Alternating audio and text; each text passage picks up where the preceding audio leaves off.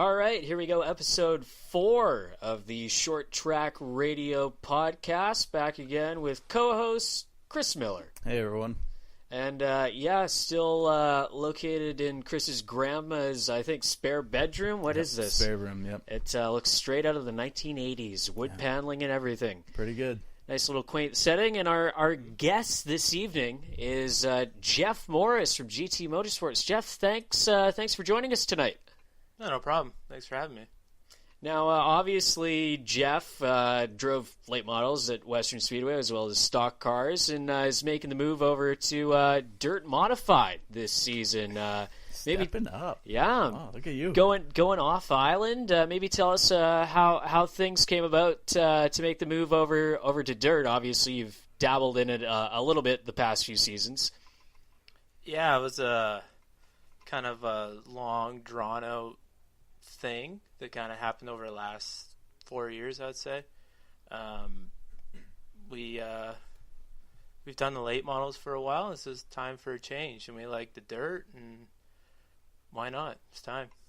Yeah, obviously, I think it started with Brent's girlfriend, now wife, her family being involved up at Merritt in the dirt, and the infamous, what is it, Sassy Flamingo, yeah, I think? Sassy Flamingo. Nasty Flamingo. Nasty Flamingo Camaro that he climbed behind the wheel of. Maybe explain what goes on up at Merritt, some of the class structure, what kind of deal that you guys are in up there. Yeah, we Brent met Tiffany, and then they started dating. So she wanted to go around Merritt, and Brent found the car. We redid it. So she started racing at Merritt, and it was a lot of fun for her. So my Brent came to me and said, "We got to try this." So we ended up picking a car up off Cody Brown. He lent it to us, one of Lou's old late models, and we did that for a couple of years. Had a lot of fun. So the Merritt's a cool place. There's a lot of good people, a lot of people that just want to have fun and race a lot, and it's a lot of good racing, really good racing in the hobby stocks, and there's stock cars, and it's a lot of fun up there. It's a good place to go. Yeah, I just let's take a step back here and let's talk about how you got into racing. That'd be my family. My dad, I grew up around it. My dad raced. My uncle Danny raced, and I call him my uncle. My Uncle Ted raced. Yeah. And it's just something I've always been around. So my dad started pretty late. He was 40-ish, and he owned cars for Ted and Danny, and then my dad decided he wanted to do it. So I grew up around that, helping in the pit or in the shop, and as much as I could. And he did it, and then my brother started doing it, and then I just had to do it. So it was totally a family thing. Yeah, there seems to be a trend going on. Yeah, it's exactly the same as you guys. Yeah. Let's talk about how it is competing against your brother. I know you guys race against each other in late models. Yeah, I like to have that because, if, say I'm having a bad night, I know if he catches me, go ahead. Yeah. I'm not going to block everyone else, but I'm not going to let you by as easily. Yeah. And it's the same with him. Like, it's good working together, and we drive a car that handles a lot the same. So if I'm having troubles, I'm like, I just can't get through traffic. The car's tight in the center. I don't know what to do. He says I'm doing the same thing, so then we can relate to each other. And it's been a lot of fun because I ran against him, but when I ran stock cars, I ran against my dad. Yeah. So no matter what I've raced, I've always run against my dad or my brothers. Teammate out there with you. It's nice knowing there's someone out there that's hopefully not going to run into you. Yeah, that's what we kind of did with the old timers when we built the 2 car. Yeah. We structured it a lot around the 71 car so that we could do that. That I'm loose, yeah, so am I. I'll try this, you try this, tell me how it goes. I feel it's been a big advantage for both of us. Yeah. And another thing is, like, you're buying sets of tires, well, you buy an extra set of tires so you can kind of make sure you get a better chance of making a better set of tires. And yeah. I feel it's an advantage. We tried running one car each the last few years. Like he ran 1 year by himself, and I kind of ran 1 year by myself. We didn't do as well. Yeah. So I've always enjoyed it. It's been a lot of fun. It's not very often you both have a good night, but it's fun. Yeah, I think what was it? Not last year, but the year before that, you guys managed to each pull together a main event win on one of the Twin 50 late model nights out at Western. Yeah, that was a cool one because it was Father's Day too. So that was a cool one. That was I think that was the first win with the new car, and Brent won in his car, and that thing's old as dirt. So it was good to win in that thing. So how involved is Dad now? Like, is he still out there racing? Oh yeah, me and Brent own the cars. Yeah. I own my car. He owns his car. We don't own the motors. My dad's always built our motors. The expensive part. Yeah, it can be, but he builds them. He maintains them. He looks after them. So he's really knows his motors. He really he works at AC Nutter down in Washington, and cool. They work together. So my dad's still heavily involved in it, and it's good to have the family dynamic there. Now, obviously, you mentioned the new car. You had a spell working at Lejeune for a little bit there. Maybe tell us about some of the stuff that you learned actually working in the race car trade that you can parlay into your own cars. Well, yeah, it's I had the opportunity to work there. I grew up. Russ was my neighbor growing up, so he was four houses over. So I've known Russ my whole life. You go over to his place, go down to Lejeune, it's like, man, one day I got to do that. That is just the coolest stuff right there. And I grew up over at his place, swimming in his pool. So when I got the opportunity to go work there after I graduated, I jumped on it.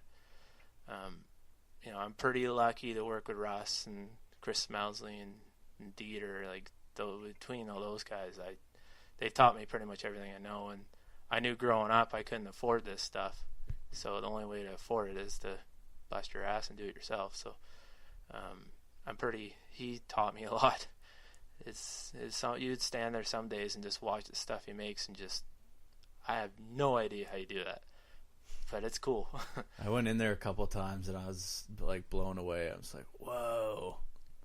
Like, this place is awesome. It was like going to the coolest place ever, right? That's all the new race cars and it's cool. Hot rods and stuff. It's awesome. Yeah, hot rods are cool to work on there. Yeah, race car Disneyland in a way, but obviously in the late models, how did the decision to run a modified come about? Obviously, Ted at Alien Race Cars is into building those now and has a connection down with Barry Martinez with Speed Mart too to distribute his chassis.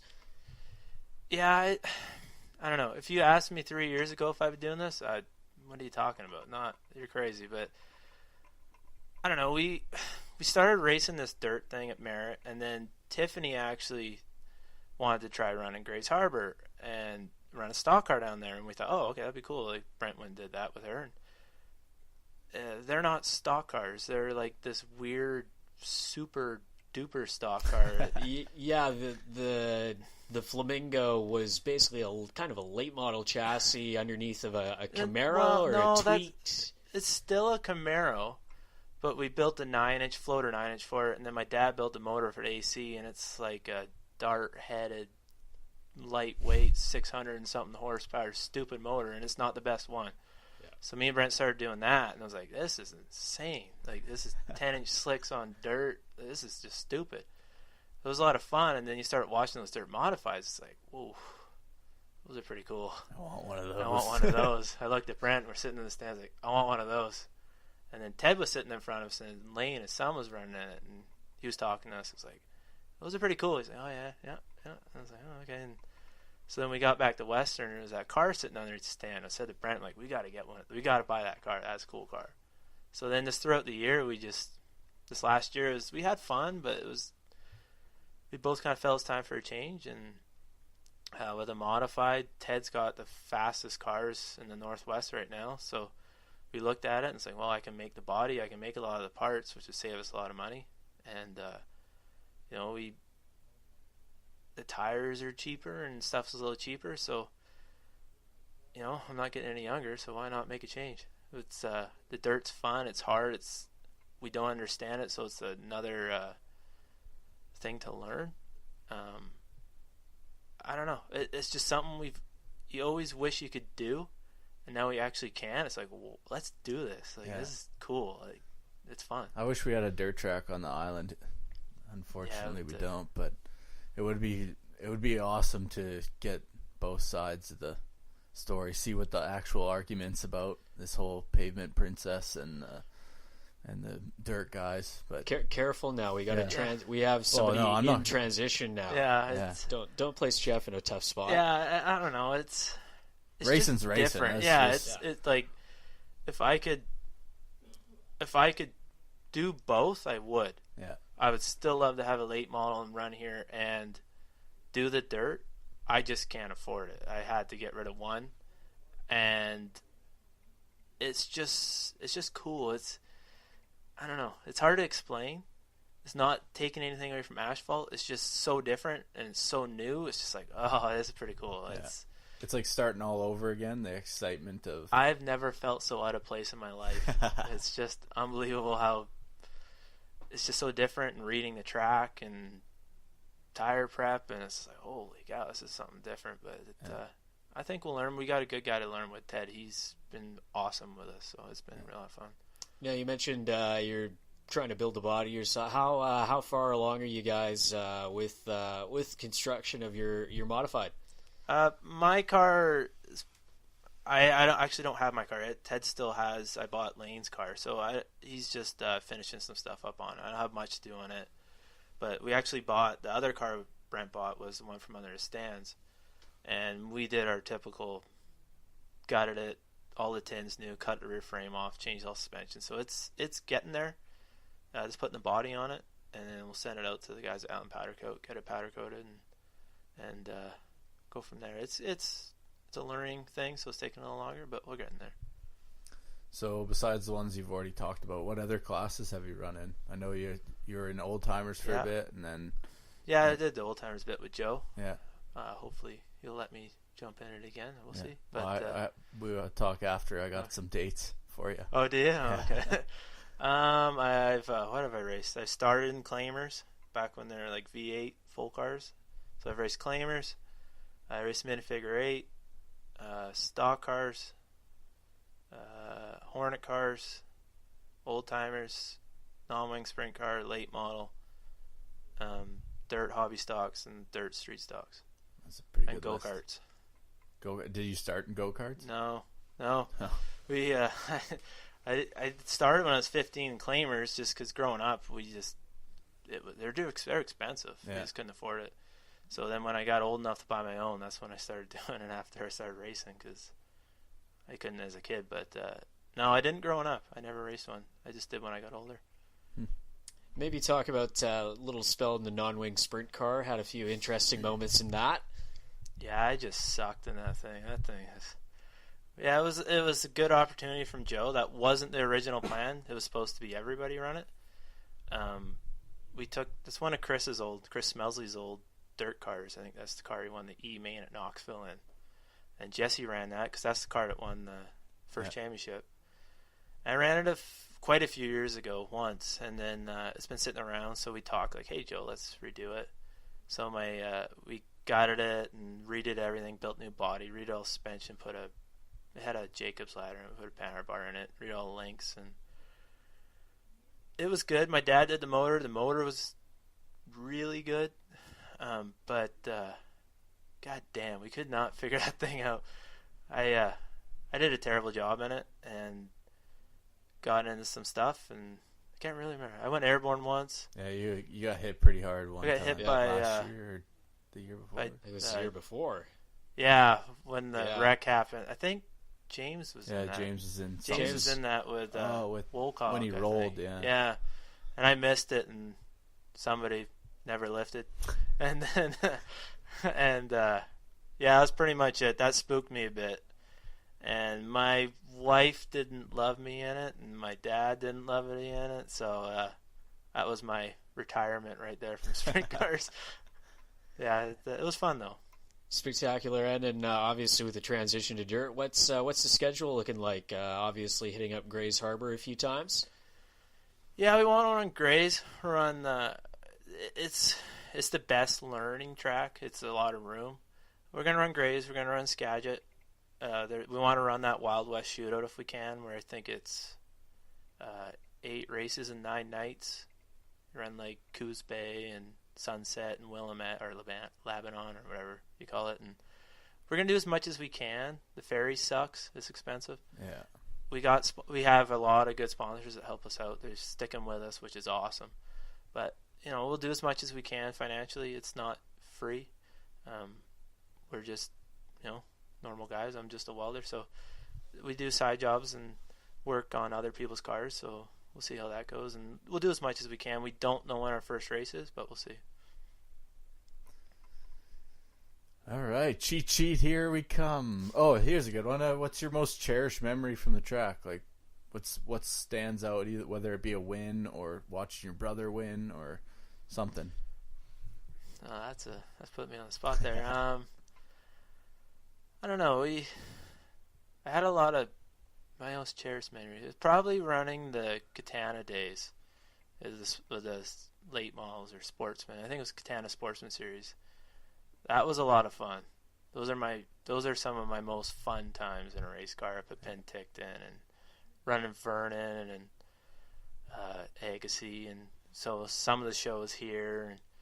And, the Katana days were a lot of fun running with, becoming really good friends with the Thomas family and Corbin and Greg and Kendall, and racing against Ken Jorgensen and Bob Kuhn and those guys. That was and Dave Hemrick. That was a lot of fun running against those guys. I miss those days. That was, and Tom Barrow, and they're all such good drivers. And running at Saratoga with those guys, that was so much fun those years. That was definitely my most cherished years.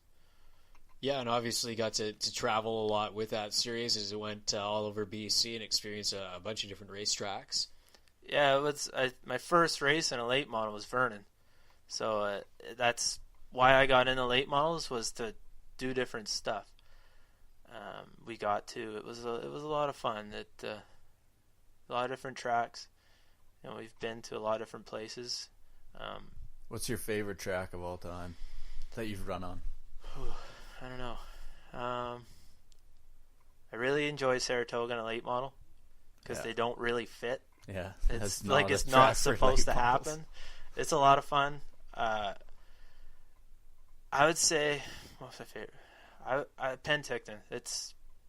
I've had my highest of highs and my lowest of lows there, but it's been the best to me. Yeah. Me and my brother.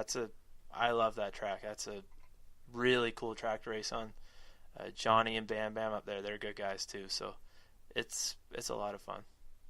So you talked about friendships made that you've while racing. Like, do you think that you surround yourself with strictly racing friends, or obviously that was a bit of a dumb question, but have you created do you have a social life? I think is the really, question. No, yeah. Have you created lifelong bonds with other race car drivers? Yeah, of course we have.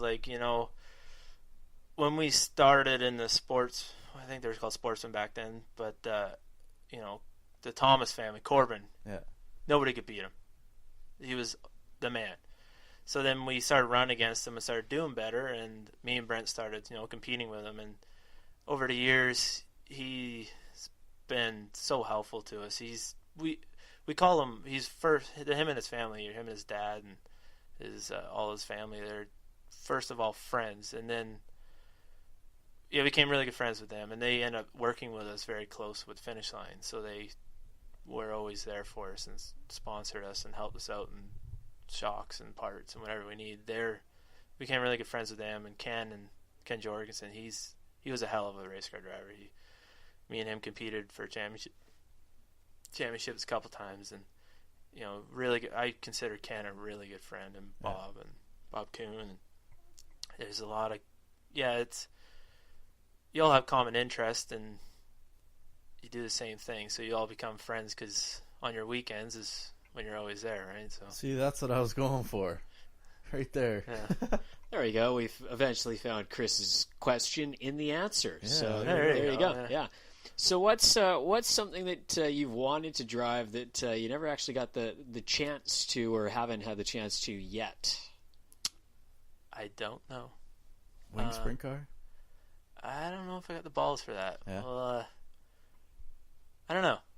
I might have the balls, but my wife might take them. So I don't think I'll do the wing sprint car thing. I don't know. The dirt sprint car looks pretty cool. The dirt wing sprint car.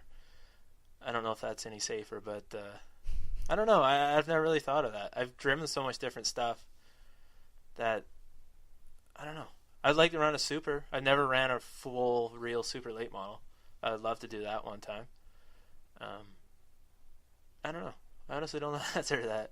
So I guess the super late model. Yeah, okay. Yeah, those things, obviously, that would be really cool if we could eventually get Northwest Super Late Model race up here at Western sometime, but they dwell down in the States, and if you haven't seen a Super Late Model race, it's a very cool class to check out. Let's talk about old wifey there. How does she feel about she 100% on board wifey. or what? Old wifey. Old wifey, that's Chris. going to go over well. Yeah. Sorry. About the dirt thing? About everything, racing in general. She's very good about it. Because like we don't just do our own racing, we prepare our own cars, but we're heavily involved in other people's cars, building cars and setting cars up for other people. So she puts up with a lot of shit. So she's one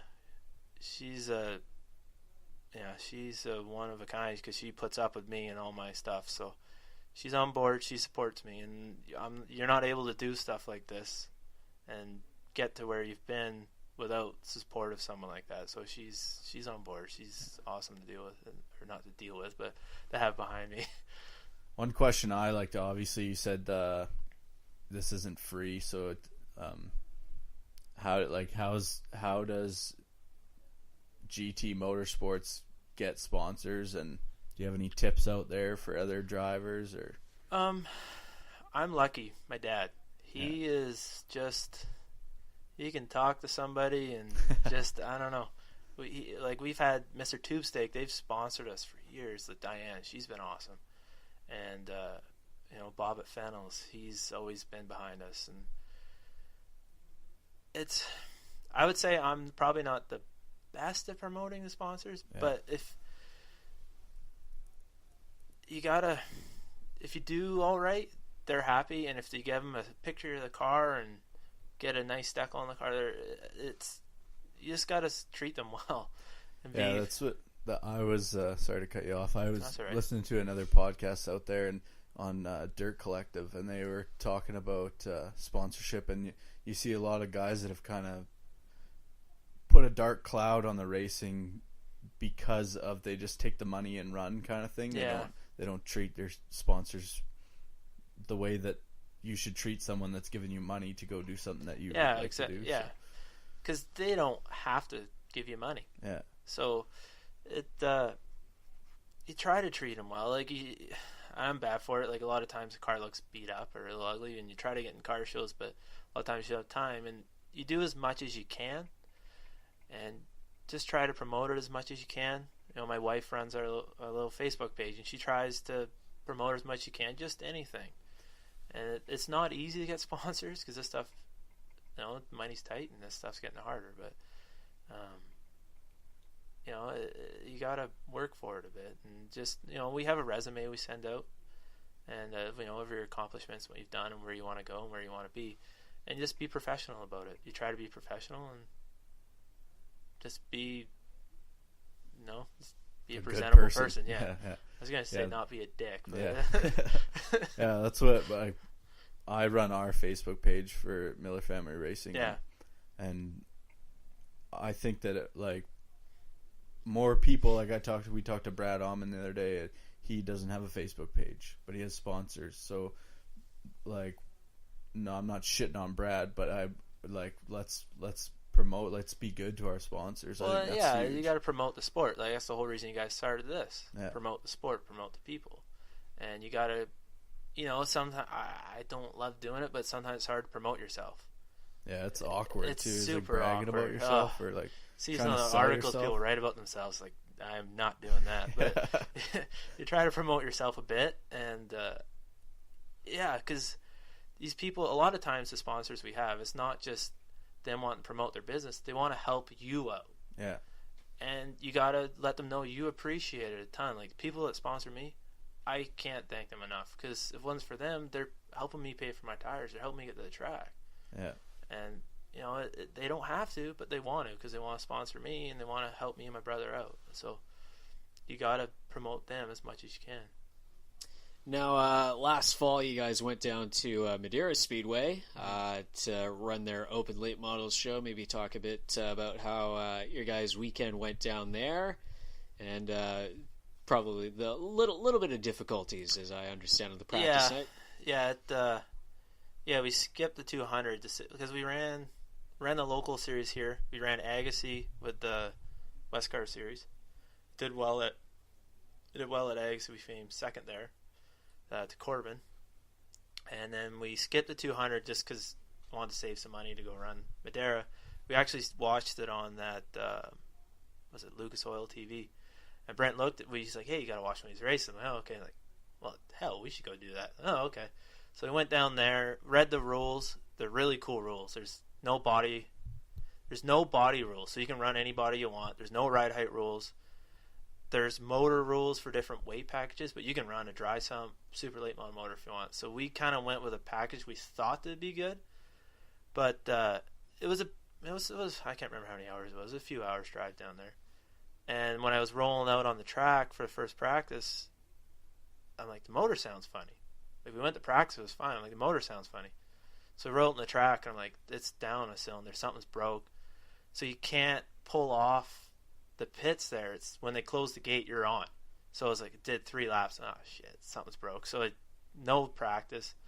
Pull off the track. Car will barely run. So we get in the pits, and broke one of the poly locks on the rocker. I guess on the drive down. I don't know. So then you do that. Well, where'd all the parts go? Poly locks in a million pieces. Great. So then we had to swap motors. So by the time we swapped motors, we missed all practice.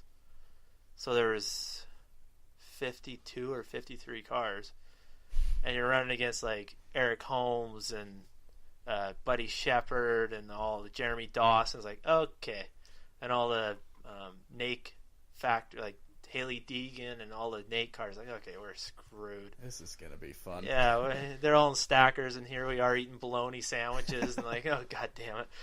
So we swapped motors, and by the time we did that, we missed all practice.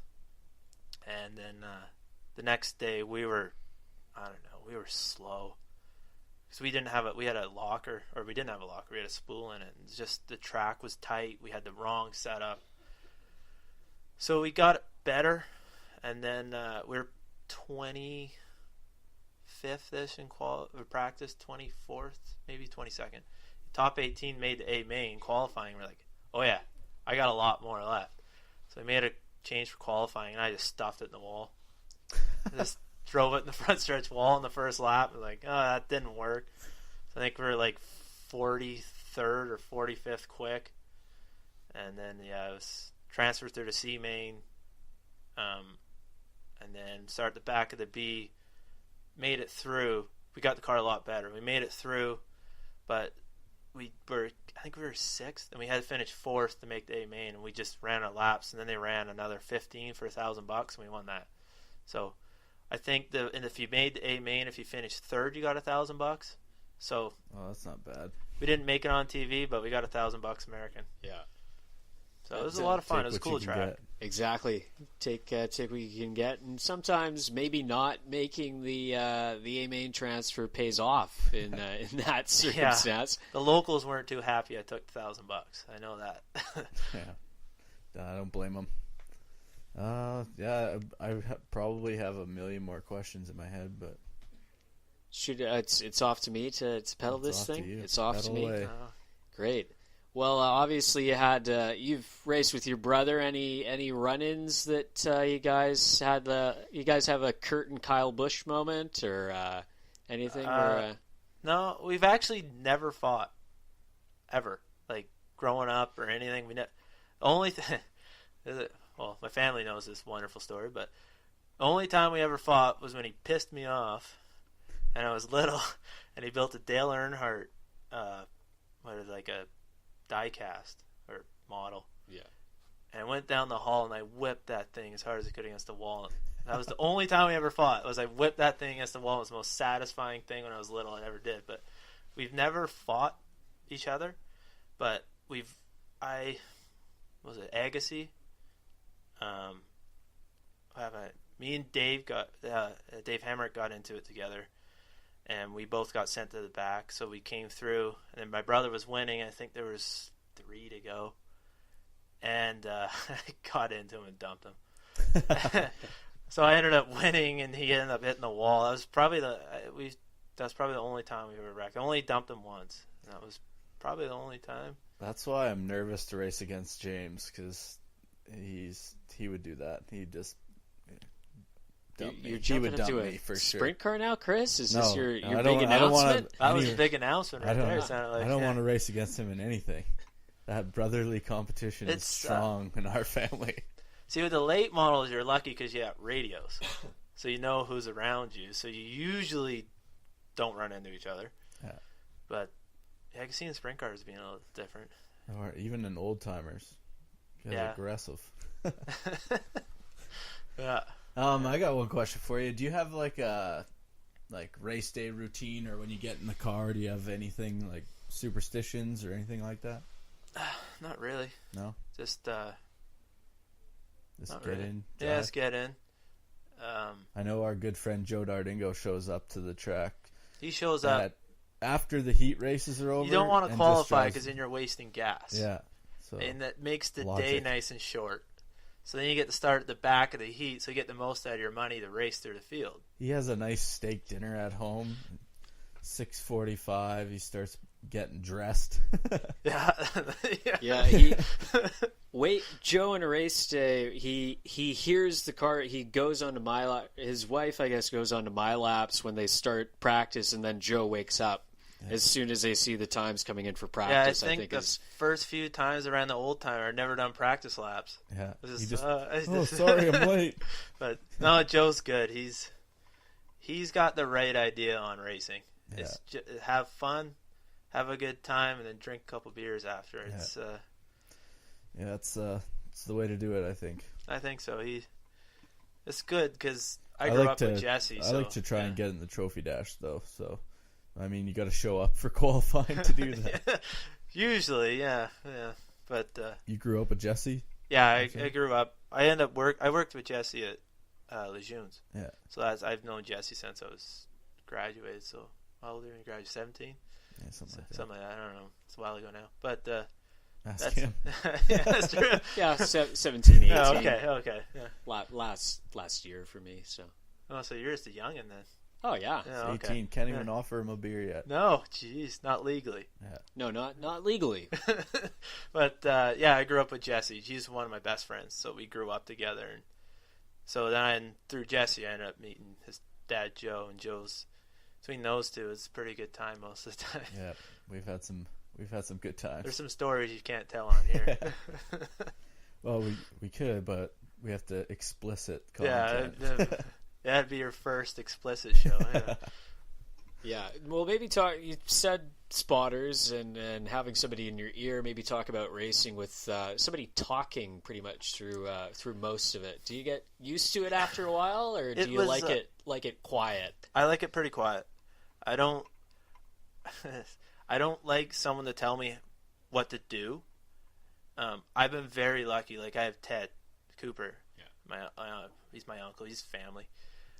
He's my dad's best friend. He's always he's on the radio and he's a racer, so he knows what I want to hear, when I want to hear, where I want to go, what I want to see. So if I'm just driving, I don't want to know my lap times. I don't care. I literally don't care. I just want to know where people are. I like it. It's a lot. You can run people and play. You know, when you get a nose on someone, you can tell when someone says something on their radio because they usually move up, and you know that's your time to go. It's nice because in the late models, you can't see anything that right side. You can't see anything. There's the headrest, the Hans, the bodies are low, the cars are tight. You can't see anything. So it's nice to have a spotter just as a reassurance. You should know what's going on around you anyways, because in stock cars we didn't have them. But it takes a little bit to get used to. Once you get used to it, it's kind of nice. Yeah, it's even like the old timers went to race Severs this year, and I remember the first time someone spun out in turn 4, and it's nice to have because when someone's spinning out nice. And Robbie's going, go high out of 4, go high out of 4, you're trying to find a way to go high out of 4 without running into someone. So you're just it's not a car blind. saver. Yeah, it is a car saver. Yeah. Well, it's supposed to be in late models, but it doesn't seem to be all the time. Yeah, sometimes it has the opposite effect. I think we saw a few times last year. Yeah, there's a lot of fiberglass flying last year, it seemed like. Do you want to plug any sponsors or anything like that? Yeah, I can. All my people that help me, Mac Tools, Dave Longstaff, and Fennels RV, and Mr. Tube State, Canadian Tire, Nutter, Racing Engines, and Finish Line, and now with Ted, with Alien Race Cars. He's helping us out a lot. Cool. And I can't think of any more. And they can find you guys at GT Motorsports? Yeah, it's GT Motorsports Victoria, I believe, on Facebook. Okay. We haven't updated for a while. I've been kind of keeping quiet about the dirt thing. Yeah. I don't know why. Surprise! Yeah, I don't. Yeah. Here it is. Yeah, here it is. So out on the internet forever. Yeah, pretty much. But yeah, they can follow that. It's been quiet lately. We'll start posting more on it pretty soon here. Cool. And cool. You got anything else? I think that's pretty much it. Chris, do you have anything else? I'm good, man. Thanks for doing this. Yeah, no problem. Thank you, Geoff. And this has been another edition of Short Track Radio. Tune in again whenever we decide to post again. And Chris? Miller Family Racing 71 on both Instagram and Facebook. And you can check us out, Short Track Radio on Instagram and Short Track Radio 1 on Facebook. Of course, we almost forgot to plug ourselves. That wouldn't have turned out well. Western Speedway? Yes, Western Speedway. The people that employ me should probably plug that. Head on over, if you haven't liked our Facebook page, head on over to Facebook and look up Western Speedway, or head to www.westernspeedway.ca for more information on upcoming events. And now this will officially do it for this edition of Short Track Radio. Tune in whenever we feel like posting.